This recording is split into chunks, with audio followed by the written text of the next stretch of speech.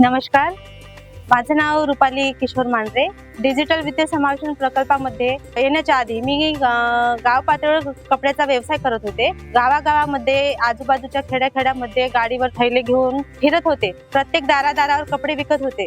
माझ्या घरचे कपडे विकायचे, मी बांगड्या आणि स्टेशनरी विकायची. सकाळी निघालो की पूर्ण दिवस जायचा. 3 वाजायचे, कधी 4 वाजायचे. सीझनवर आम्हाला 5 पण वाजत होते. कधी कधी आम्हाला 500 रुपये, कधी 1000 रुपये, कधी 100 रुपये पण रोज पडत नव्हता.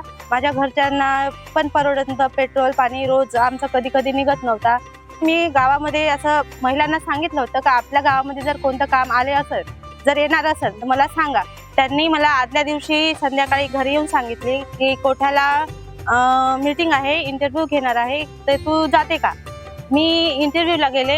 इंटरव्ह्यू झाल्यानंतर त्यांनी सांगितले तुम्हाला शिक्षण विचारले, तुम्हाला फोन पे गुगल पे वापरता येते का, गावामध्ये डिजिटल काम करायचं आहे. जेव्हा मी डिजिटल वित्तीय समावेशन कार्यक्रम मध्ये कामाला सुरुवात केली तेव्हा मला ऑनलाईन बद्दल माहिती काहीच नव्हती. ATMचा व्यवहार पण करता येत नव्हता, स्मार्टफोनचा पण वापर करता येत नव्हता. पण मी कामाला जेव्हा सुरुवात झाली, आमचं पहिलं प्रशिक्षण झालं संवाद कौशल्य.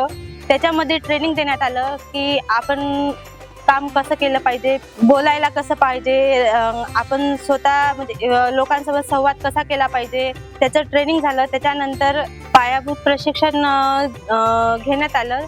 प्रशिक्षण झाल्यानंतर आम्हाला घरी 4 दिवस अभ्यासासाठी दिले. अभ्यास केल्यानंतर मी कामाला सुरुवात केली का काम कसं केलं पाहिजे, आपण प्रत्येक घरामध्ये जाऊन ग्रहभेटी कशा केल्या पाहिजे, लोकांसोबत सांगण्याची पद्धत, त्यांच्यासोबत बोलता आलं पाहिजे. मला मनामध्ये थोडी भीती वाटत होती कामाला जेव्हा सुरुवात केली, कारण मी गावामध्ये माझी ओळख तर नव्हतीच. जेव्हा ड्रेस कोडमध्ये, युनिफॉर्ममध्ये, आय कार्ड जेव्हा घालून जात होतो, बॅग सर्व घेऊन जात होतो, तेव्हा लोकांना वाटलं की आपल्या गावामध्ये काहीतरी काम चालू झालेलं आहे आणि खरंच हे करत आहे. मला तेव्हा ओळखू लागले लोक की गावामध्ये आपल्या एक डिजिटल सखी म्हणून काम करत आहे. प्रत्येक घरोघरी जाऊन लोकांना मी योजनेबद्दल माहिती देत आली. मला योजनेचं काहीच माहित नव्हतं. माझ्या घरी मुलगी होती पण मला सुकन्या योजना पण माहिती नव्हती. मी मुलीची पण काढली नव्हती.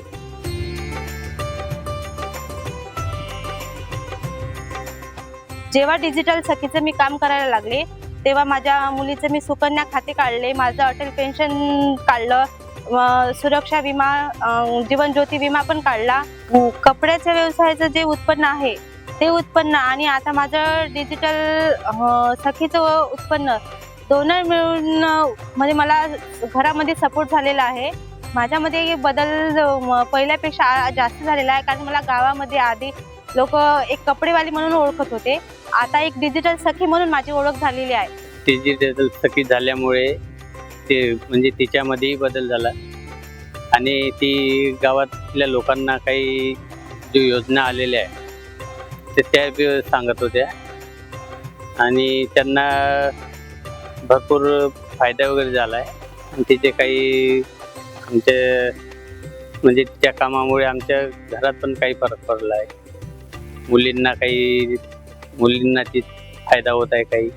काही गावकऱ्यांना गावामध्ये जरी मला डिजिटल सखी म्हणून लोक ओळखत असेल तरी मला माझ्या घरामध्ये माझ्या मुली एक डिजिटल सखी आई म्हणून ओळखते.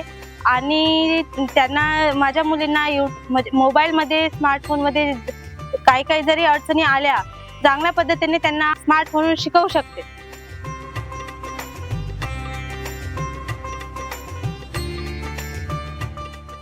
मी डिजिटल वित्तीय समावेशन कार्यक्रमाचे खूप खूप आभारी आहे की मला गावामध्ये काम करण्याची एवढी मोठी संधी दिलेली आहे. धन्यवाद.